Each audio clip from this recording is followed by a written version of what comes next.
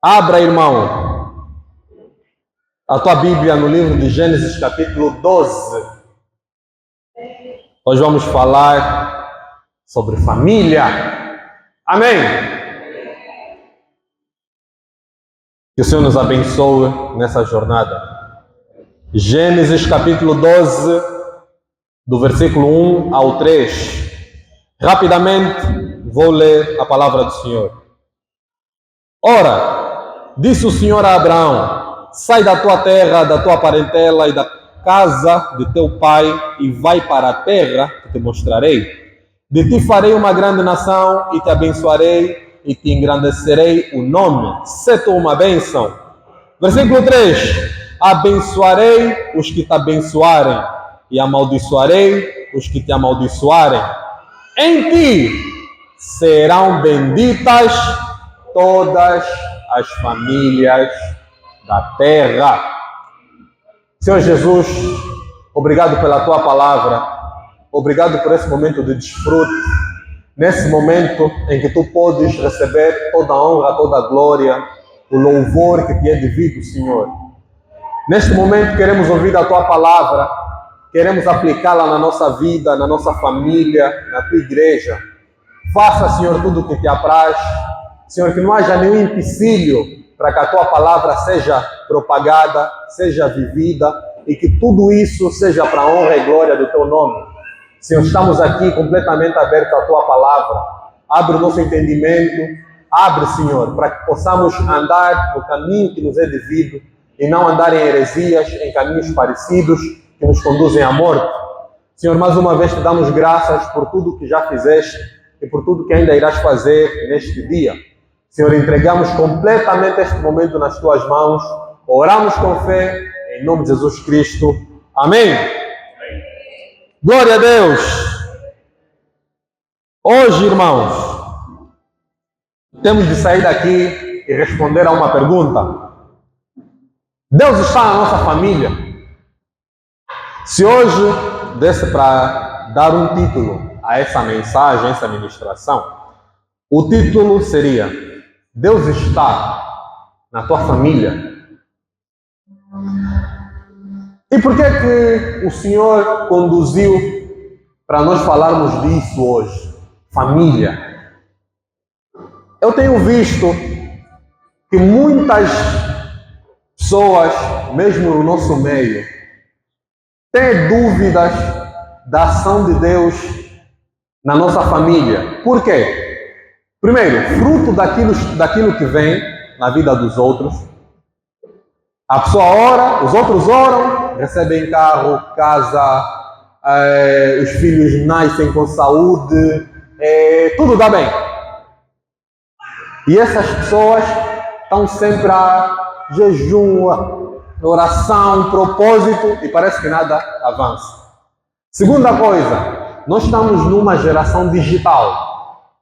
Nós passamos muito tempo da nossa vida a apreciar redes sociais, vida dos famosos, televisão. Então, a nossa fé começa a ficar minada. E começamos a nos perguntar: mas nessa casa, onde todos os dias tem gritaria, Deus está aqui. Aqui nesta casa, onde falta pão, onde não há emprego, onde eu passo mais tempo a discutir do que em paz, será mesmo que Deus está aqui conosco? Sinceramente, não é responder o que todo mundo responde, mas no teu coração, Deus está mesmo na tua família. Hoje, a minha oração é que possamos responder a essa pergunta com sinceridade.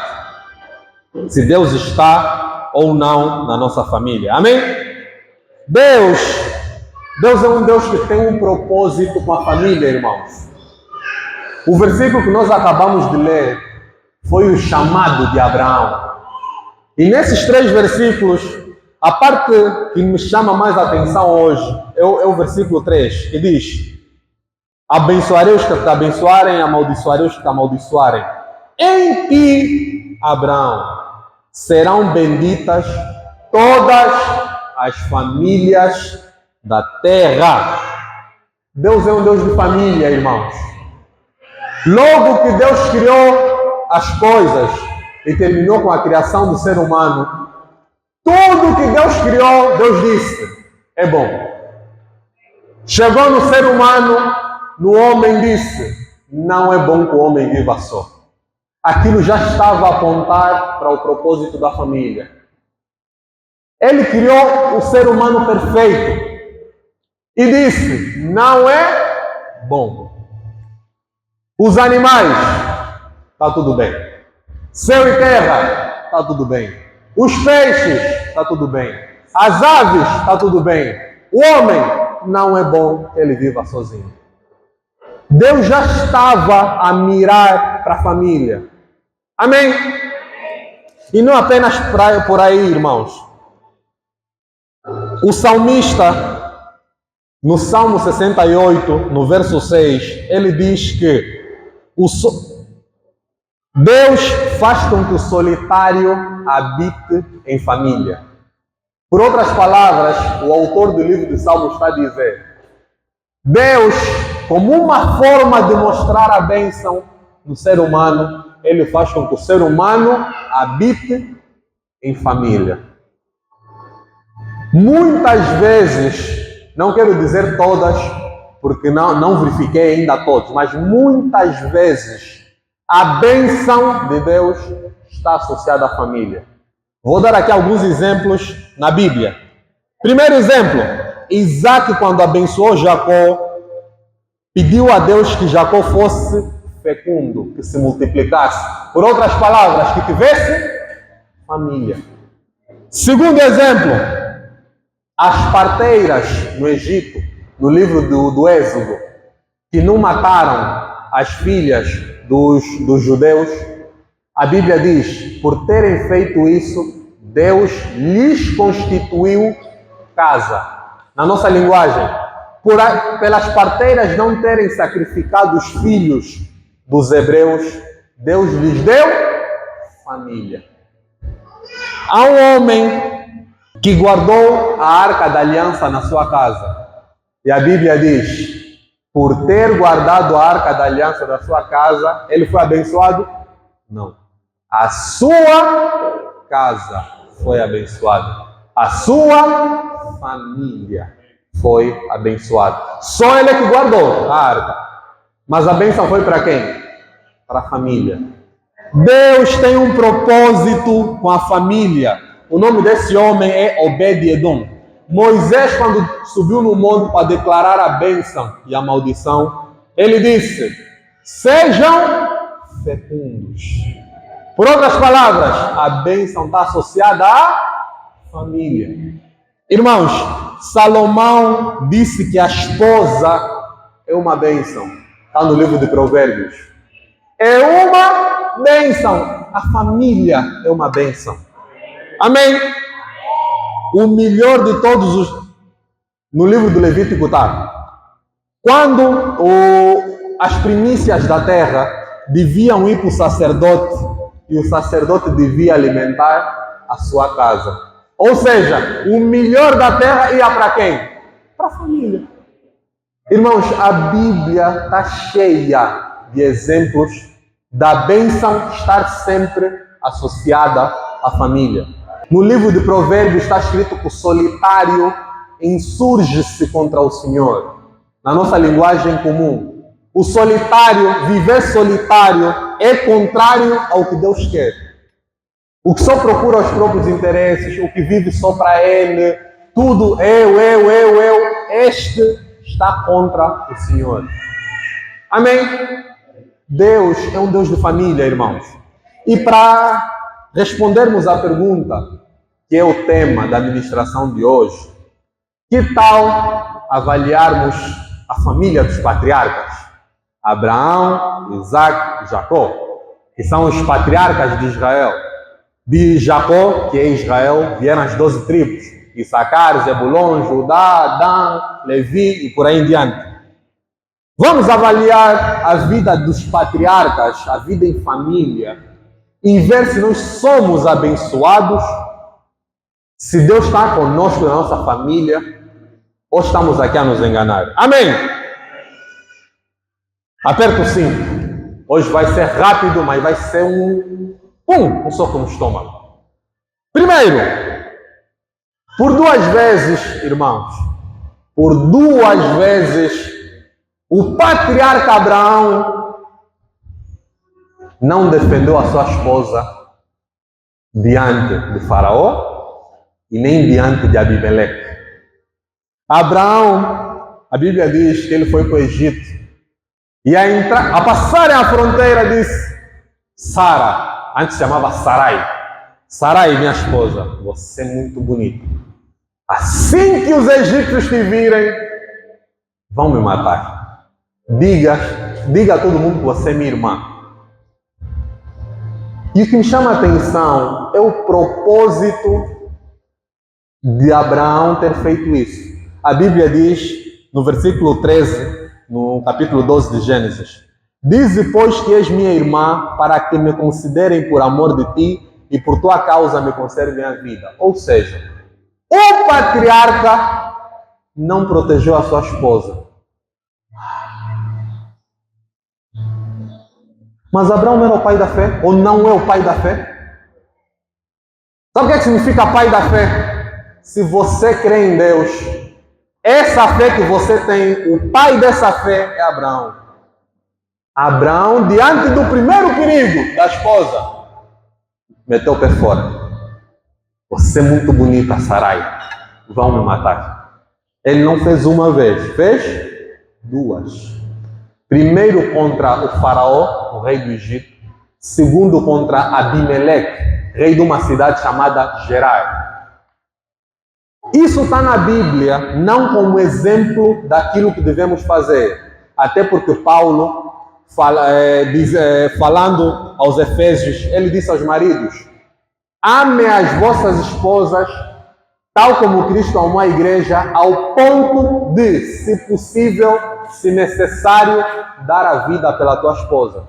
Abraão fez exatamente o contrário. Abraão tinha que proteger Sara, mas Sara é que protegeu Abraão. Mas a Bíblia diz que Abraão é o pai da fé.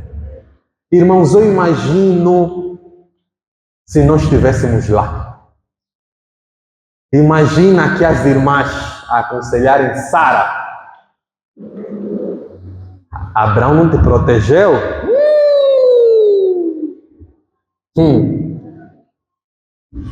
E diz que homem de Deus, esse? Quem sou eu para dizer alguma coisa? Graças a Deus nós não estávamos lá para falar o nosso lixo para Sara. Ai, se nós estivéssemos lá para dar os nossos conselhos santos. Depois não diz que não te avisei, Sara. Esse mesmo que diz que Deus lhe apareceu, o comportamento é esse. Diante do primeiro problema, foge. Mas a Bíblia diz: Abraão, o pai da fé. O patriarca de Israel. Eu pergunto: Abraão, na família dele, Deus estava ou não estava? Irmão, se você tem dúvida, vou repetir bem devagar. Na família de Abraão, Deus estava presente ou não estava? Quem é que chamou Abraão? Ele se chamou na sua consciência: tá me dá vontade de sair da casa dos meus pais. Deus lhe apareceu e disse: sai. Mas Abraão aqui errou. 2 vezes. Um homem cheio de fé. E se você tem dúvida que Abraão teve fé, Abraão com seu exército lutou contra 5 reis. Se isso não é fé, isso é o quê? Abraão tinha fé para... Irmão, rei governa um reino. Imagina 3 países, exército de 3 países. Abraão com seu exército disse: levaram meu sobrinho. Os homens da casa, arma, vamos lá buscar. Abraão tinha fé para lutar contra 5 reis. Chegou na terra do Egito, vão me matar, Sara. Você é muito bonito. Só queria ver o rosto da Sara. Sara devia ser um estrondo. E o que ele falou estava certo. Assim que viram Sara, quem é esse que está aí? Não, é meu irmão. O faraó, a pessoa mais importante do Egito, disse: ei, ninguém toca nessa jovem. Deus é que teve que aparecer e dizer: ai de vocês tocar nessa. Essa tem marido. O faraó disse: eu? E a Bíblia é tão palavra de Deus que não esconde o erro dos crentes. Faraó foi mais justo que Abraão nesse episódio. Faraó temeu a Deus. Faraó disse: eu não sabia. Deus disse: por isso é que eu não te matei, mas te avisei. Devolve já a mulher. Faraó chegou para Abraão: Abraão, fizeste isso por quê? Eu respeito o casamento. Um pagão a ensinar um crente a ser crente. Já leste nessa perspectiva? Faraó, profano, idólatra, chegou no Abraão e lhe ensinou o que é o casamento. Eu não toquei, você me enganou, Abraão. E Abraão: eu sei que vocês iriam olhar para minha esposa e dizer que ela é muito bonita. Sinceramente, se você estivesse lá no episódio de Abraão, você diria que Abraão é homem de Deus? Respondeu: você diria que um homem com esse comportamento é homem de Deus? Melhor, uma família em que isso acontece, Deus está lá. Que casamento é esse? Que o homem dá uma instrução torta e a mulher também, tudo bem. Que família é essa? Vou te responder: que família é essa? É a família em que Deus está presente. Deus, muitos episódios na Bíblia, deixa claro que a excelência do poder está nele, não está em ti. O ser humano, se tiver uma oportunidade de se desviar, vai agarrar aquela oportunidade com toda a força. Por isso é que Paulo diz que nós somos predestinados. Antes de nascer, Deus já disse: esses são meus. Jesus disse: aqueles que o Pai me dê, na minha mão, levanta ao inferno, experimenta vir tirar. Não é porque você é um anjinho de Jesus. O pai da fé se comportou pior do que um pagão nesse episódio. Imagina alguém que não reúne, tem que estar te ensinar o que é o casamento. Abraão, nós respeitamos o casamento aqui nessa terra. Por que você não disse? Que vergonha, irmão. Sabe o que está escrito? Para você não idolatrar nenhuma personagem da Bíblia. Ah, eu sou Abraão. Olha o que Abraão fez. Eu adoro 99% Jesus, 1% Abraão. Não, a Bíblia não dá margem para isso. Por isso é que a Bíblia expõe cada pessoa. Amém. Glória a Deus. Mas não parou por aí. Isaac, o filho da promessa. A história dos patriarcas, irmãos, me faz rir, me faz ficar triste. Às vezes digo: não é possível. Isaac, olha que família perfeita. O pai da fé, Abraão, que teve Isaac com 100 anos, a sua mulher tinha 90. A Bíblia diz que ela era estéril e nós às vezes tentamos arranjar artifícios. Não, a Sara era estéril. Tá bom? Sara era estéril e Deus estava naquela família. O Senhor, a primeira vez que aparece Abraão para dar a promessa do filho, diz: Abraão, eu te engrandecerei. Resposta de Abraão: Senhor, quem vai herdar tudo é o meu servo, o Damasceno, Eliezer. Por quê? Porque antigamente, e até em alguns episódios atualmente, isso acontece. Há pessoas que, ou por não conseguirem ter filhos, ou por decidirem não ter, deixam herança para a pessoa mais próxima. ou para o empregado, ou para um primo, ou para o tio. Abraão disse: você me deu tudo, mas o que é que me adianta se quem vai herdar tudo é o meu servo, é a pessoa mais próxima que eu tenho, o Eliezer. Irmão, não foi um anjo, não foi um profeta. A Bíblia diz: o Senhor disse a Abraão: não, o descendente que sair de ti é que vai herdar. Senhor, abre a nossa imaginação para nós viajarmos e ficarmos lá. Um velho, irmãos, só com 80 anos, parece que já está mais na morte do que vivo. Tanto que Paulo diz: Abraão estava mortificado, ou seja, ele já estava... era só já alguém que respirava. Aparece o Senhor: não, o filho vai sair mesmo de ti. Saiu de imediato? Não. Anos. Imagina a promessa na cabeça de Abraão: o descendente vai sair de mim. Sara, também frustrada com a promessa, diz: quem sabe vai sair de ti, mas não vai sair de mim. Está aqui. Isso antes era, entre aspas, permitido. O filho contaria sempre como filho de Abraão e de Sara. Era como se fosse, entre aspas, barriga de aluguel, que se faz até hoje. Os famosos gostam muito disso. Há uma mulher fértil, dá luz e depois a mulher desaparece. Era o que Abraão e Sara tinham combinado. E ao ler a Bíblia, temos que nos fazer perguntas, irmãos. Por que Deus não apareceu antes e disse: não, o filho da promessa não é esse?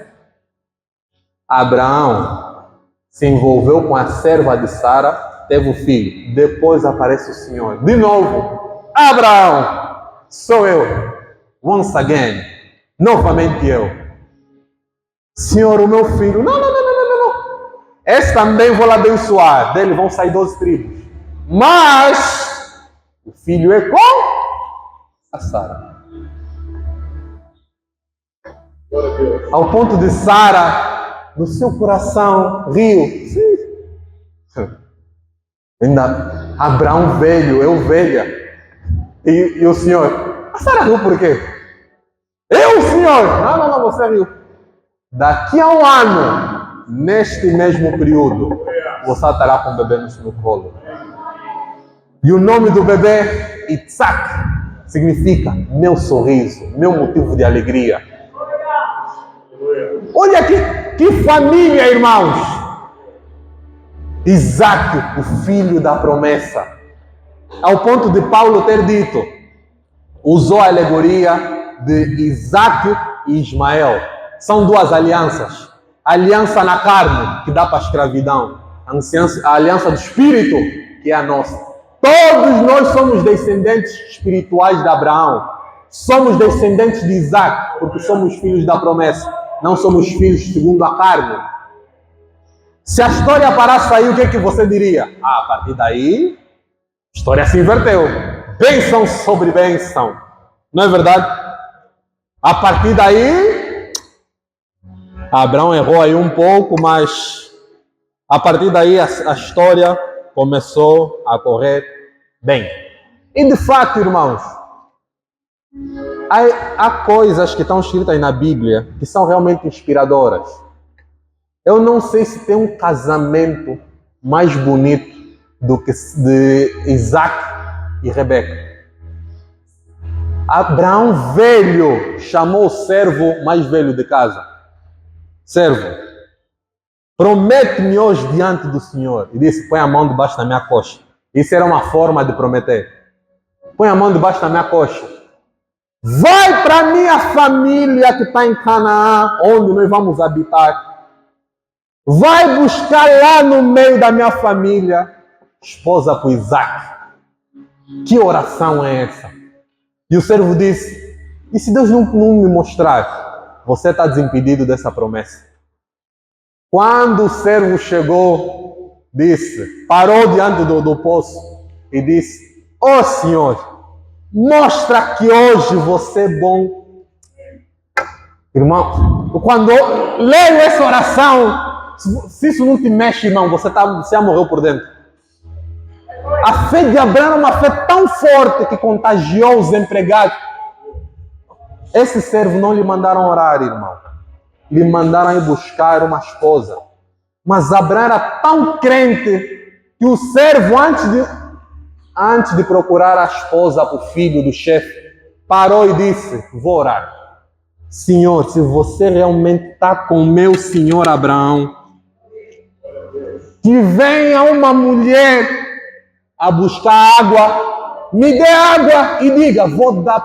A Bíblia diz, o servo não acabou de orar. Surgiu. Eu disse, meu Deus, que família é essa? Que até os servos estão cheios de fé. A Bíblia diz, não terminou de orar. Quem é que aparece? Rebeca. A Bíblia diz, uma mulher bonita. Ele disse, dê-me água. Deu água e disse, vou dar também para os camelos. Isso já era suficiente para ele dizer, acho que é isso. A Bíblia diz que ele parou a observar e perguntou, quem são os teus pais?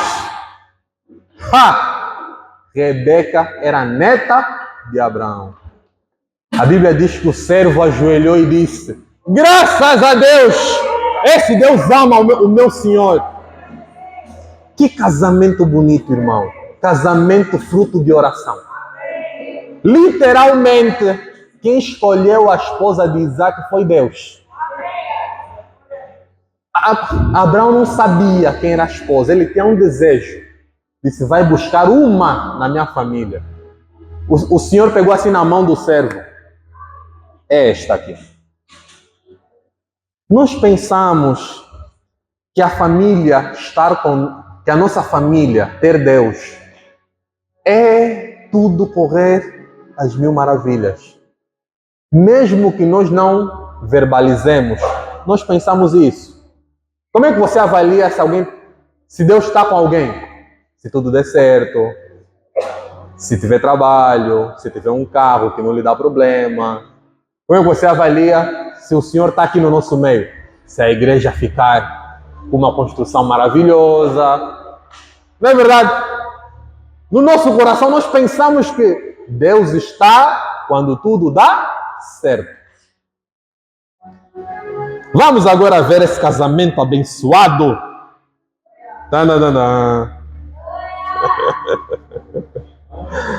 Isaac casou com Rebeca quando ele tinha 40 anos.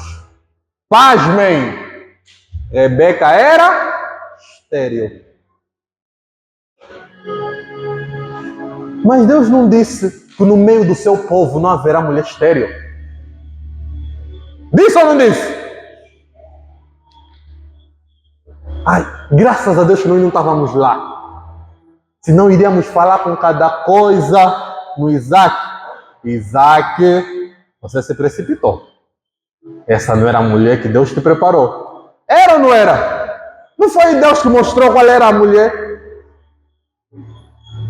Isaac, eu acho que aquele programa de jejum que você não participou, está aqui a consequência. Eu acho que Rebeca não era uma mulher tão virtuosa assim, irmão. Rebeca era mulher trabalhadora. Rebeca estava a tirar água no poço, ela trabalhava, ela não era preguiçosa. Um alerta para as irmãs. Não façam corpo mole, trabalhem. Mas sou eu que lavo a louça nessa casa. Trabalhe, irmã. Tem que ser bonita como a Rebeca. Amém? Mas a Rebeca era estéril.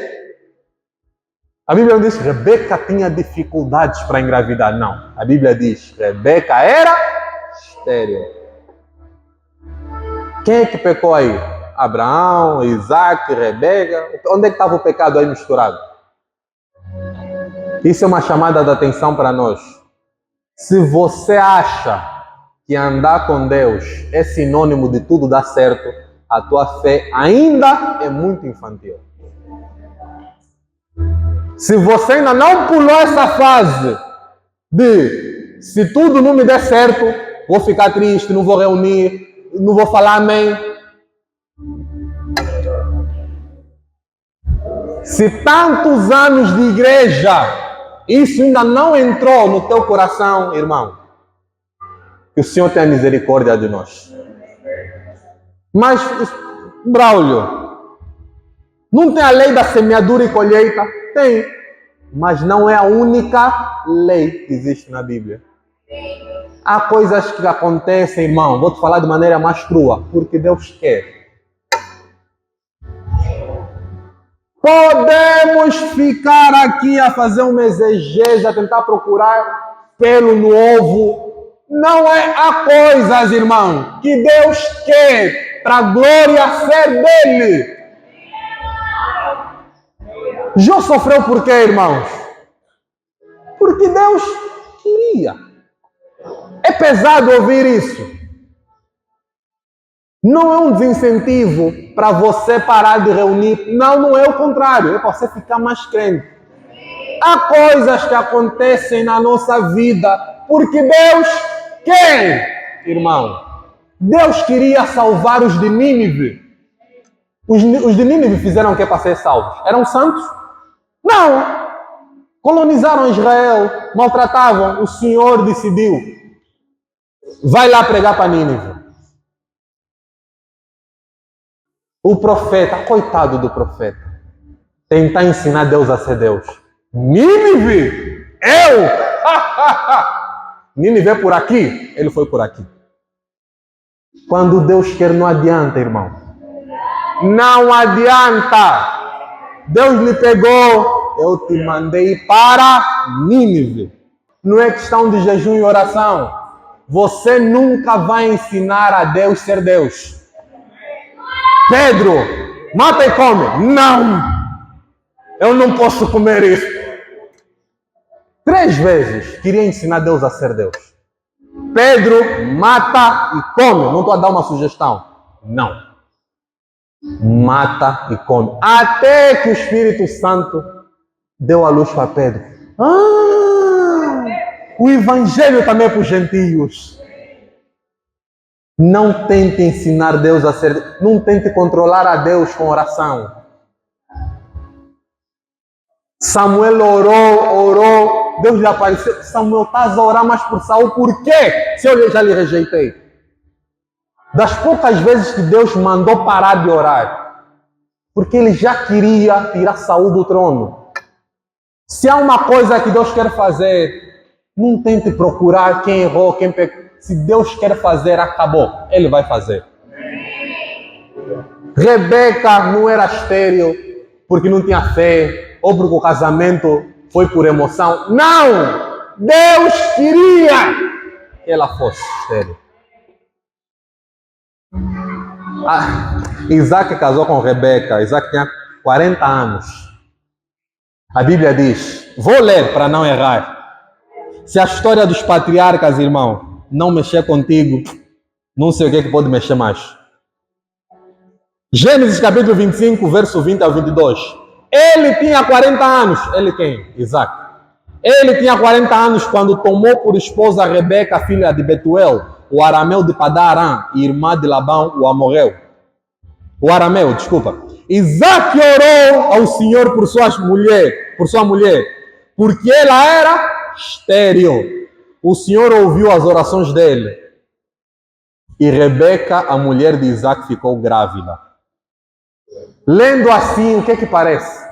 Ele orou hoje, 2 minutos ficou grávida. Não. Isaac casou com Rebeca com 40 anos? Certo ou não? Certo. Isaac casou com Rebeca com 40 anos.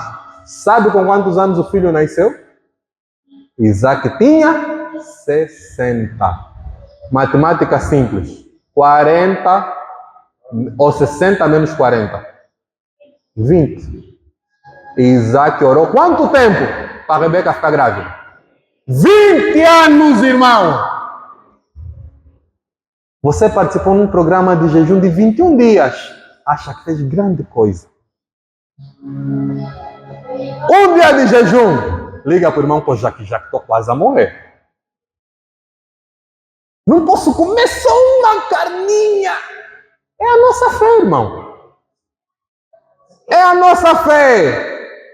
O homem que foi fruto de oração, Isaac é fruto de oração, o filho da promessa, que casou com uma mulher que foi fruto de oração. Para ter filho, orou quanto tempo? 20 anos. Isso nós não lemos. E se lemos, passamos rápido. Já entreguei na mão do Senhor. Já entreguei na mão do Senhor. Mas, irmão, estás a orar? Olha, irmão, orei por 30 dias. A minha pergunta é, quem te mandou desistir? Não, se calhar Deus não está na nossa família. Por quê? Porque oraste 30 dias e não aconteceu? Se Isaac pensasse como nós pensamos hoje, das duas uma, ou iria culpar Rebeca, Rebeca, você acha que Deus não está contigo. Segundo, ou iria culpar a sua própria fé, e ia dizer, acho que a minha fé não é igual à do meu pai. Terceiro, ou iria abandonar a Deus. Deus me mentiu. Isaac orou durante 20 anos. Ou estou a olhar aqui para pessoas que nem 20 anos têm. Isaac orou 20 anos pela esposa. Você pode estar a dizer, mas, irmão, quando Rebeca concebeu, foi bênção. Verdade ou não? Rebeca, quando concebeu, foi bênção. 20 anos orar por uma gravidez. Irmão, presta atenção, o Senhor está a falar para a família hoje. Você orou 20 anos para um propósito. De repente o Senhor te diz, ela vai ficar grávida. O que é que você pensa? Os problemas, c'est fini. Deixa te decepcionar mais uma vez. No versículo a seguir, versículo 22. Os filhos lutavam no ventre dela. Então ela disse, por que está me acontecendo isso? Senhor, por que isso está acontecendo comigo? Pensa comigo, irmão. 20 anos de jejum e oração. Finalmente ficou grávida. Os filhos ainda não nasceram. Já estão a lutar um contra o outro na barriga. Vou fazer a pergunta do início. Deus estava na família de Isaac ou não? Vou repetir, para ficar bem firme no teu coração. Deus estava na família de Isaac ou não? Por que os filhos não nasceram? Para você ter uma desculpa de não, se calhar se contaminaram. Não.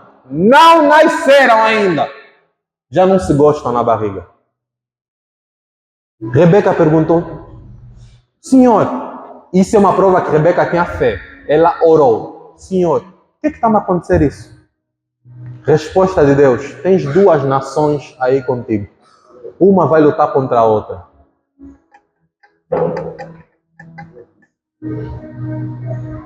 Irmão, mude a tua perspectiva de Deus está ou não está na tua família.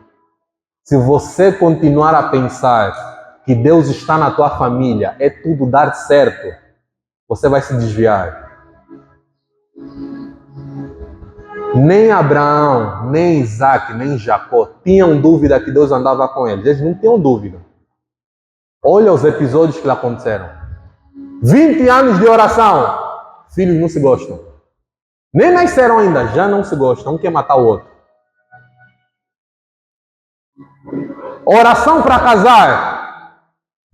Mulher vem estéril. Deixa eu te contar mais uma. Abraão não defendeu Sara diante do faraó e diante de Abimeleque. Adivinha quem também fez isso? Isaac. A Bíblia diz que havia fome. O Senhor apareceu diante de Isaac. Não vai para o Egito. Onde é que o Isaac aprendeu a fazer isso? Com o pai dele. Isaac chegou, Rebeca. Minha mãe era bonita, mas você também não fica atrás. Você é bonita. Esse Abimeleque tem fama de gostar da mulher dos outros. Assim que te virem na mesma cidade, a cidade de Gerar, o Abimeleque vai te gostar, Rebeca. Dito e certo, meu que Abimeleque vê. Ué, quem é essa jovem aí? O Deus que apareceu a Abimeleque a primeira vez, ela aparece de novo. Essa família mesmo não presta. O pai já fez, o filho imitou. Essa mulher que estás a pegar é mulher do filho daquele que também fez a mesma coisa. Não lhe toca. É mulher.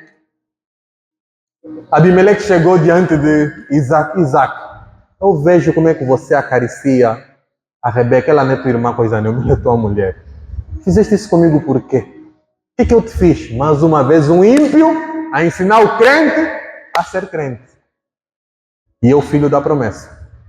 Isaac é o filho da promessa. Abimeleque disse, qual é o problema então na tua família? Teu pai me engana. Provavelmente não era o mesmo Abimeleque, porque Abimeleque era um título, não era propriamente um nome. Abimeleque significa meu pai é rei, ou meu pai governa. Provavelmente era o nome dos governantes, mas sendo isso ou não, na mesma família, o mesmo erro. Por isso é que nós oramos para quebrar esses hábitos que passam de pai para filho. Aqui não está a dizer que Abraão não era crente, nem está a dizer que Isaac não era crente, mas você pode repetir os erros do teu pai, mesmo sendo crente. Está a perceber como é que as coisas funcionam no reino do Senhor? Deixa-me acelerar para terminar aqui a ministração. Antes de nascerem, Jacó e Esaú já não se gostavam na barriga da mãe. Gêmeos que... Não é bonito ver os gêmeos andarem juntos, todos parecidos, vestem a mesma coisa. Eles já não se gostavam na barriga da mãe. E olha o casamento perfeito, o que aconteceu. Vou falar rapidamente. Quem está preparado para ouvir o resto da ministração? Primeiro, na família abençoada. Pai gostava do, mãe gostava do outro. Deixa eu dar um spoiler. Pais têm filhos preferidos. Não quer dizer que ele não te ame, mas ele gosta mais de um do que do outro. Isaac gostava mais de Esaú porque Esaú era bom cozinheiro, cozinhava bem, caçava e cozinhava bem. A Bíblia diz que Jacó era pacato, era um tranquilo. E a mãe gostava mais de Jacó. Primeiro, família abençoada, casamento da promessa, filho da promessa. Isaac gostava de um, Rebeca gostava do outro. Parou por aí? Não. A mãe e o filho que ela gostava enganaram o pai. No dia que Isaac disse, Esaú, prepara, você como é filho mais velho, tenho que te abençoar. Prepara a comida, quando vier vou te abençoar. É sempre a mãe. Ao lado da porta, eles vão abençoar o filho. Não vão abençoar o filho com mais gosto. Jacó vem rápido, não fala muito. Tira um cabrito que está aí, eu vou preparar. Senhor, abra a nossa consciência para entendermos a mensagem. A mãe que foi escolhida por Deus, os filhos que foram 20 anos de oração, enganaram o pai. Jacó já quase, Isaac quase cego. A mãe fez um complô com o filho. Vamos enganar o pai. E o pai, coitado, já estava com a bênção na ponta da língua. Comeu, ainda tentou apalpar, foi enganado.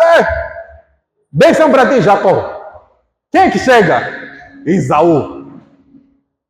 Pai, estou aqui, minha bênção. A Bíblia diz que Isaac tremeu. Quem é você? Como assim quem? Sou eu, Esaú. Meu pai, já abençoou teu irmão. Não tem bênção para mim. olha o que virá. Você vai ser errante pela terra.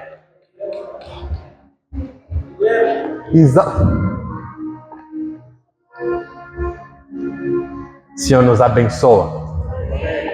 Esaú disse: quando o meu pai Isaac morrer, vai ver o que vai acontecer, Jacó. Esaú era homem de caça. Jacó era homem que ficava em casa. Você acha que Esaú não conseguia matar Jacó? Mas ele matava rápido. Ele disse: meu pai está quase a morrer. Assim que ele morrer, o que eu tenho está guardado. Se não te dissessem que isso aconteceu na família de Isaac, você diria que essa família tem Deus? Filho quer matar o irmão. A mãe e o filho enganam o pai. Pai tem filho preferido. Isso é família de Deus. No nosso padrão, isso é família de Deus? E Esaú estava a contar os dias. Você me enganou 2 vezes.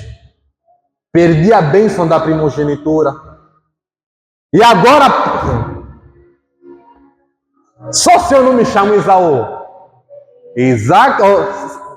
Jacó? Irmão, eu podia continuar aqui a contar outros episódios. E para ver que aquela família tinha tantos problemas quanto a nossa. A Bíblia diz que Esaú escolheu 2 mulheres que amarguraram a vida de Isaac e de Rebeca. Eu pergunto, onde é que Esaú aprendeu que tem que ter 2 mulheres? Abraão tinha Sara. Apesar de ter feito filho com a serva, a mulher de Abraão era Sara. Isaac tinha Rebeca. Onde é que Esaú aprendeu que tem que ter 2 mulheres? Apesar desses todos os problemas, apesar de Esaú ter amargurado a vida dos pais por causa das suas 2 mulheres, a Bíblia diz que os patriarcas são Abraão, Isaac e Jacó. Irmão, quero concluir. Você não pensar que isso foi só um episódio estranho na vida dos patriarcas? Deus nos leva por caminhos que nós mesmos não vamos entender. Você pode orar muito. Há coisas que Deus vai te levar. Estou a falar em pedir? Não, Deus vai te levar para caminhos que você não vai entender. Eu fiz o quê para merecer isso? Eu jejuo, oro. Irmão, eu divorciei por quê? Você não vai entender, irmão. Não é o teu mérito. Deus quis. Há um profeta chamado Oseias. Quem conhece Oseias? Sabe como é que foi chamado de Oseias? Quem não é profeta, sabe como é que pensa que o profeta é chamado? Aparece o anjo do Senhor. Bum! Eis que te constitui profeta. Ninguém irá te resistir. Olha o chamado de Oseias. Oseias 1, versículo 2. Quando pela primeira vez, foi a segunda vez? Quando pela primeira vez falou o Senhor por intermédio de Oseias, então o Senhor lhe disse: vai, toma uma mulher de prostituições e terás filho de prostituição, porque a terra se prostituiu, desviando-se do Senhor. Que chamado é esse, irmão? Primeira vez que Deus falou com Oseias, não falou salmos, não falou, vou te derramar bênção. Vai lá na casa onde se prostituem, tira uma mulher e casa com ela. A Bíblia não diz, tira uma mulher que se prostituía, que já se arrependeu. Não. Uma mulher que ainda se prostitui. Deus já não vai te pedir isso, não fica preocupado. Mas o que eu quero te levar a pensar é: Oseias fez o quê para merecer isso? Irmão, imagina no nosso tempo agora. Deus te fez um chamado desses. Estás a ver aqui, Bíblia debaixo da mão. Benfica. O Senhor é muito bom, é bom. No caminho, vais deixar a tua mulher na casa de prostituição. Era a vida de Oséias. Está aí pregar ao povo. E a mulher está aí trabalhar aonde? Na prostituição. A mulher de Oséias não foi prostituta. Era prostituta. E Deus disse para Oséias, isso é uma chamada de atenção para quem dá a palavra. Deus não te dá uma palavra que você não vive. Se Deus está a falar a partir de um profeta sobre paciência, é porque naquele profeta Deus está a lhe trabalhar a paciência. Deus disse para Oséias, para você entender o que eu sinto quando Israel vai adorar outros deuses, você vai ver na primeira pessoa como é que isso é. Oséias sabia, por isso é que ele pregava a dor de Deus. Ele não falava na teoria, ele sentiu o que Deus sentiu. Oséias, fala para o povo, você está sentindo agora o que eu sinto. Quando vocês vão adorar Baal, vão se ajoelhar para estátuas. Explica para o povo. Deus está a falar sobre cuidado de filho. Meus filhos são uma bênção. Nós fazemos umas orações que não entendemos o resultado. Senhor, me dá os frutos do Espírito. Quem não orou assim? Irmão, você não orou para Deus dar os frutos do Espírito? Se vocês não orou, já orei. Fruto do Espírito, longanimidade. Como é que você vai ser longânimo se não tem nenhuma situação na tua vida que te obriga a ser longânimo? Deus vai te meter ao lado de pessoas que vão te estressar. Você orou pedindo isso? Como é que Oséias iria falar sobre idolatria? Deus lhe mostrou o que Deus sente. Tanto que Deus fala muito no Antigo Testamento. Israel se prostituiu. Israel é adúltera. Por quê? Porque a figura do Oséias está aí dar a palavra do Senhor em santidade. O problema não estava com Oséias, o problema estava com a esposa. O problema não está com Deus, o problema estava com Israel. Então você quando olha para a vida de alguém, ou quando olha para a tua própria vida, não meça a presença de Deus pelos resultados.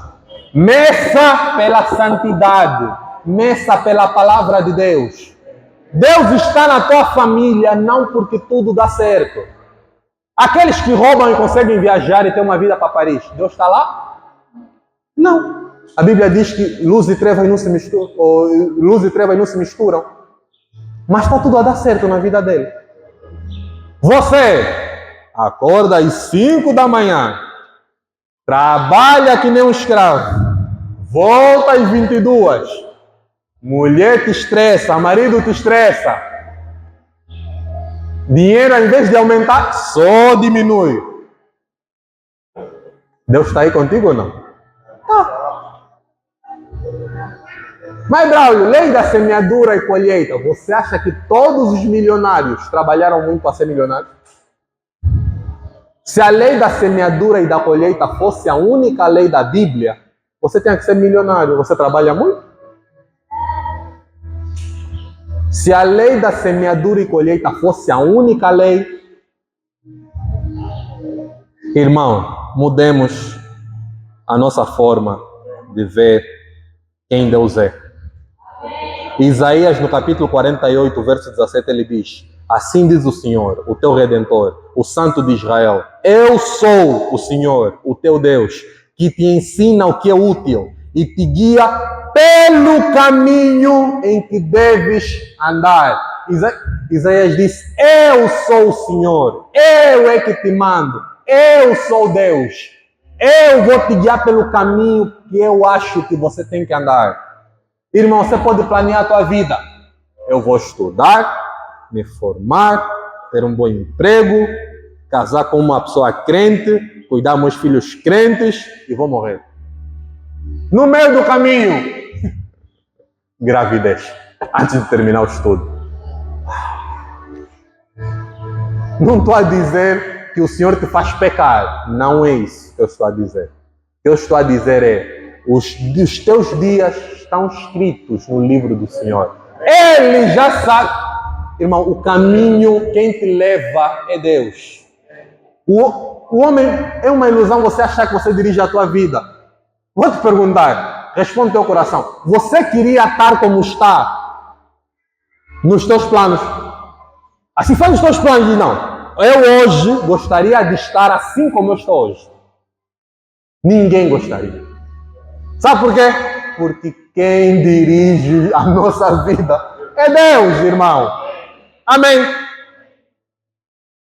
Vou concluir. E já estou a concluir há 10 minutos. Responda a pergunta que é o tema de hoje. Deus está na tua família? Se você não sabe, eu vou responder por ti.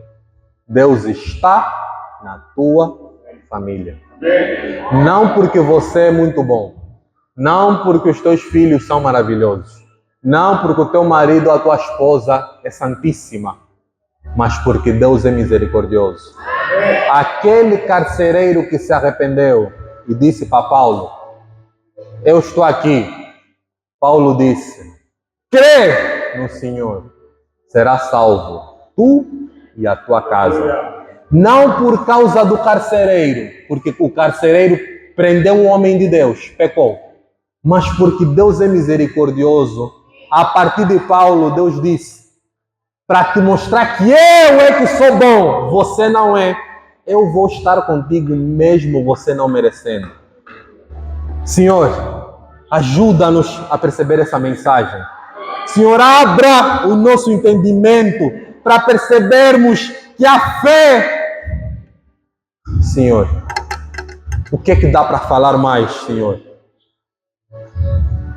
Senhor, abra o nosso coração para percebermos que... para podermos te ver, Senhor. Para podermos te perceber diante das nossas dificuldades, Senhor. Ajuda-nos a te ver na fome, na pobreza, na escassez. Ajuda-nos, Senhor, a ver a tua presença no meio de uma discussão. Senhor, nós cremos que tu és santo e tu não compactuas com o pecado. Senhor, mas diante de tanta tribulação, nós cremos que onde abundou o pecado, superabundou a graça, Senhor. Na nossa família que está cheia de problemas, tu estás presente porque tu és bom. Tu és superior a todos os nossos problemas, Senhor. Ajuda-nos a ter isso na nossa mente, Senhor.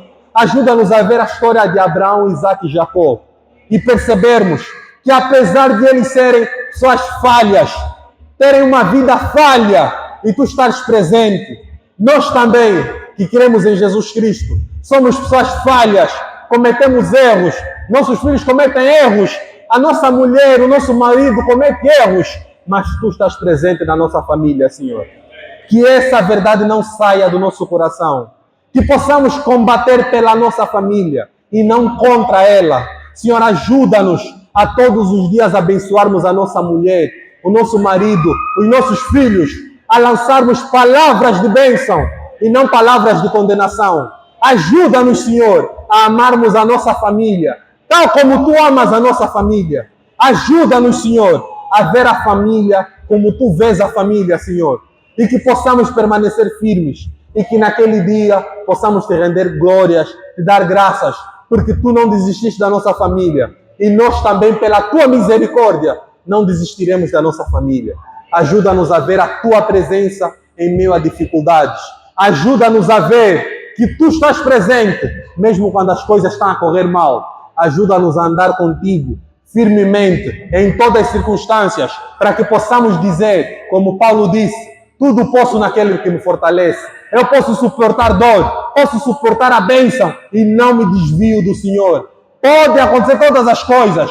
Deus está na minha família por causa da minha fé. Senhor, ajuda-nos a viver essa verdade. Em nome de Jesus Cristo. Amém. Glória a Deus.